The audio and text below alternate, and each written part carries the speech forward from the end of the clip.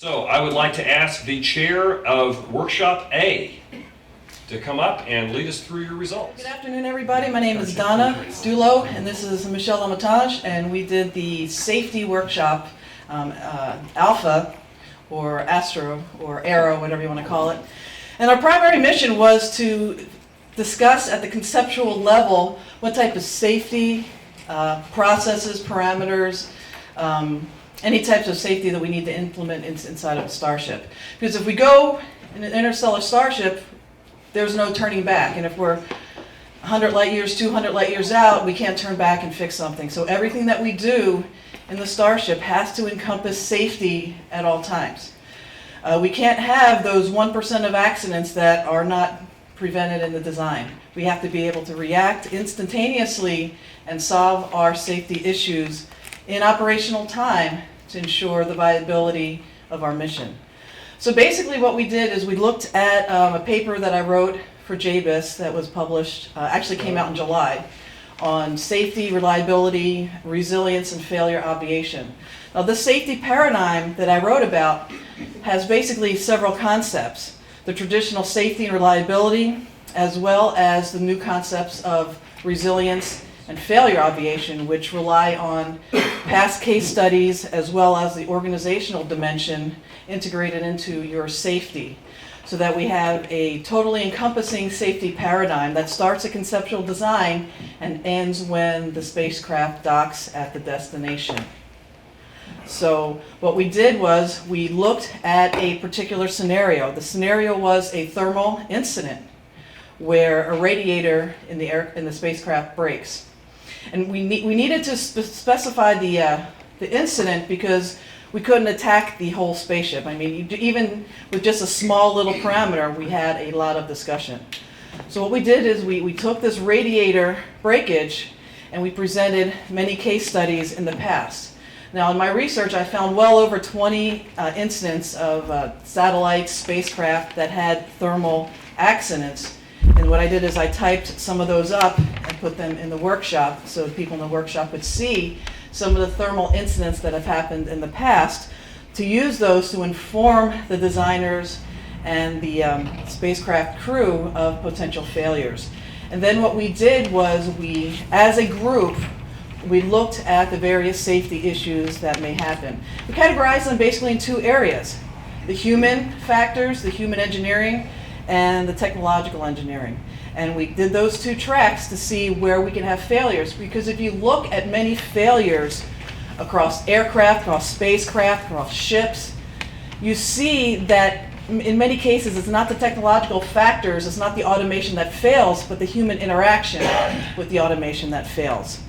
And when humans fail in their mission, you can have a perfectly flyable aircraft, a perfectly flyable spacecraft, but if a human misinterprets a button wrong or misinterprets a reading wrong and does the wrong settings in the automation, you can go down the path of catastrophe. So that's why the human element is vital in the analysis of safety in any spacecraft, because we have no room for margins of error. We have zero margins of error for our safety. So basically what we did, we decomposed into various areas: social organization, situational awareness, communication, design, knowledge, skills, and raw materials and parts. And we looked at these areas and decomposed these, and then we mapped the case studies to these various areas and the lessons learned from the case studies. For example, some spacecraft have crashed or failed due to thermal expansion or due to hydrogen leaks. Some spacecraft have done better with astroquartz rather than a specific type of paint for radiation protection. Some spacecraft, they didn't test the thermal materials, and as a result the thermal materials actually failed because they either didn't test them or they tested them in an environment with air rather than in a vacuum. So basically we took the case studies, we took our analysis of what we need to do as far as an organization and as far as our design technology, and then we did various categories that we need to look into and focus on when we do our ultimate design, and also our ultimate training for our crew, because knowledge is paramount. If we're going on a 400-year space mission, we're going to have to translate this safety knowledge to future generations. We're also going to have to rebuild the ship occasionally. We're going to have to adapt, we're going to have to evolve, and we're going to have to overcome many issues. So the key is redundancy.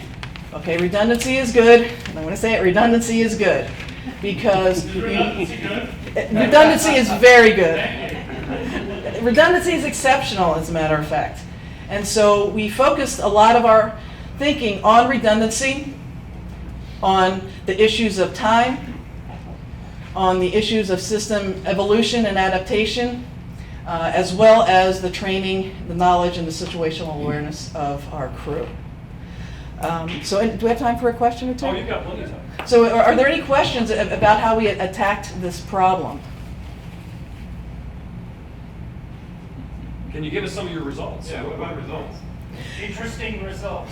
Well, the interesting result is that safety is a lot more complex than we think it is.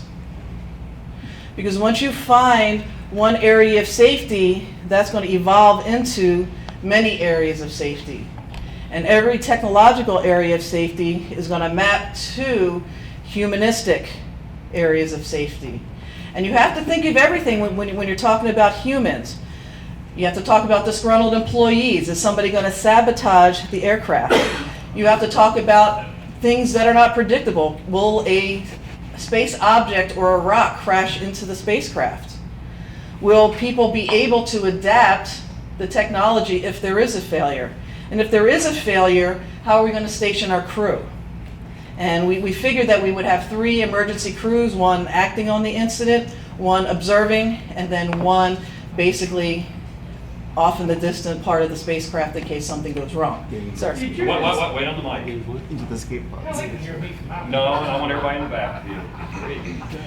Did your review of your design failure analysis determine any changes on the examples that you used? Any changes on the design of the parts that failed? Well, yeah, but the thing is, we did at the conceptual level, so we didn't go into like the material dynamics or the thermal dynamics of the materials. We just looked at a high level because we don't have enough time to do something like that. We also looked at the human interactions. Now, we did look at the design of previous spacecraft that have failed and made notes of those failures in our matrix here. But in order to do specific materials design, there's no way we could do that in a couple hours. I have a question for the engineer from the far north. Question for the engineer from the far north. Yes. So how many sketches did you make? One. What, the one I have? The one? Oh, you mean during the... Yeah. Oh, about 10? I heard that. Okay, we need to get together, scan those in. Okay. One per conference, pretty well. This guy's a real artist. They're prorated.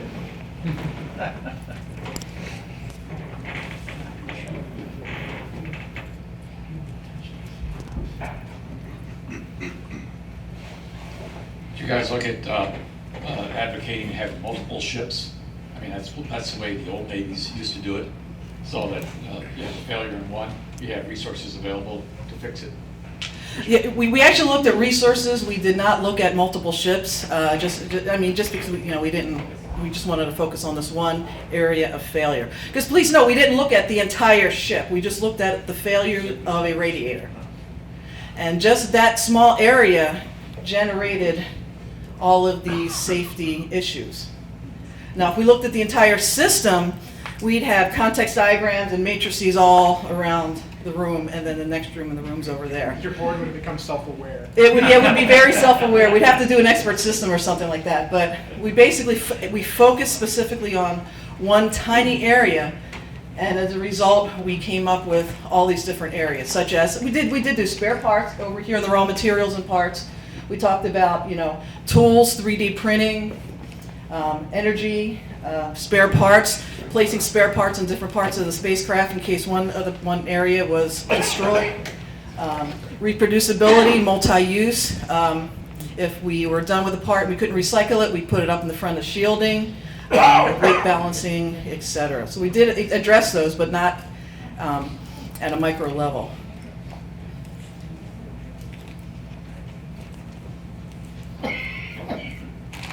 Was one of the things you discussed standardization? Standardization, you know what, we discussed standardization. Pros and cons. The pros and cons, and also the 3D printing, being able to reproduce parts that are going to be standard. But also, we discussed diversity of systems, because if we find that there's a failure in one of our systems, we can switch over to a totally new type of system and avoid the failures of that system. So basically, parallel redundancy with different types of systems. Yeah, Rob. I've heard a lot of comments in this workshop and even before this when we were in Atlanta about using 3D printing to replace parts. And I think on the one hand it's a great idea, but I do think that if you're putting together a spaceship, you actually have to test that for every piece that you're anticipating you might be able to use a 3D printer to replace, lest you find out en route that in fact that model is just a little bit off from the piece that broke. We would be expecting to build the part the first time with a 3D printer and just keep on with this process.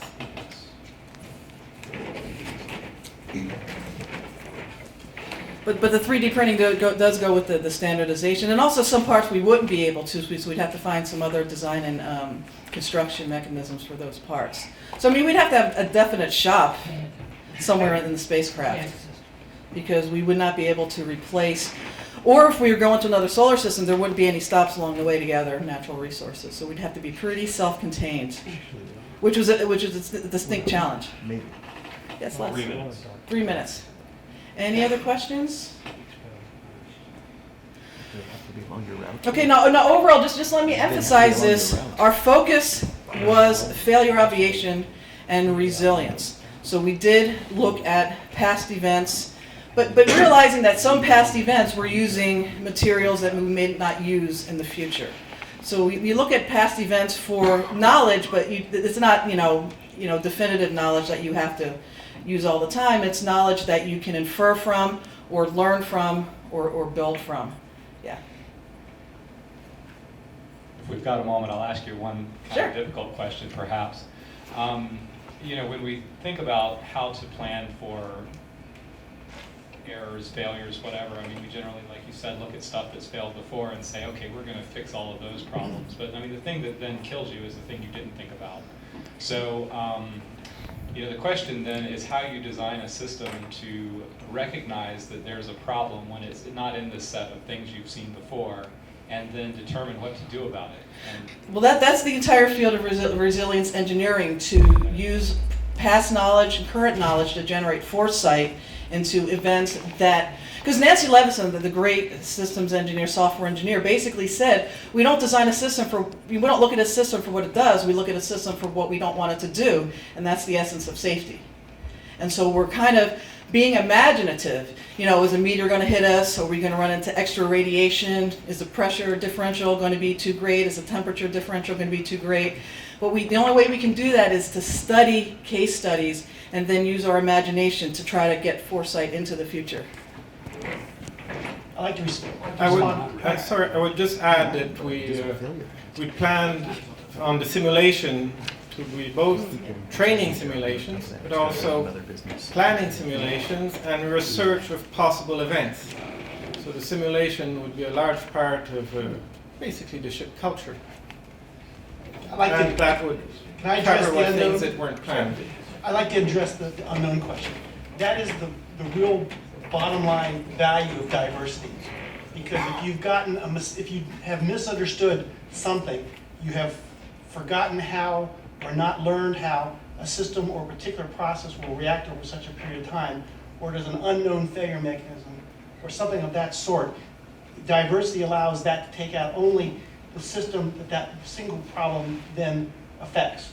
If you have two different ways to tap the fusion drive for standard power, for example, then if you've forgotten how to do one, say you've got a problem with radiation effects on a bus transfer of electricity, but the other one is a thermovoltaic, then whatever is caught one, by having an unknown problem, diversity gives you the chance that it's only going to affect one. And just one other note, when you do software, every redundant path has to be redundant. So you can't have the same software in each redundancy path, because if one part fails, the second path is going to fail. You can say that again. That's an appropriate note to quit. Thank you.